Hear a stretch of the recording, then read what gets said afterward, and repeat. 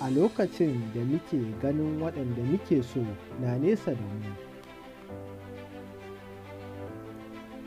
waɗanda su ɗin sun kasance masoyanmu. Mukan ƙulla aniyar zaɓar su a kowanne yanayi,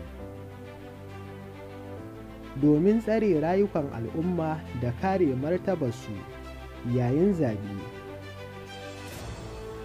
Dole ne hukuma ta yi hukunci da gaskiya ta hanyar hukunta duk wani mai laifi.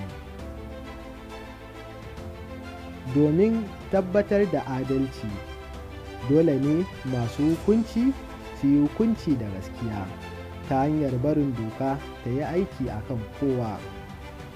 Domin gujewa yaɗa jita-jita, dole ne 'yan jarida su tabbatar da sahihancin labari.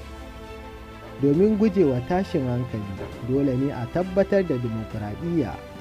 Kotu ta yi hukunci da adalci ta hanyar ba da mulki ga wanda al'umma suka zaɓa.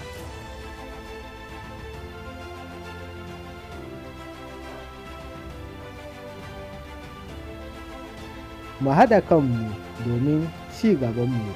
Wannan saƙo ne daga Gaskiya TV.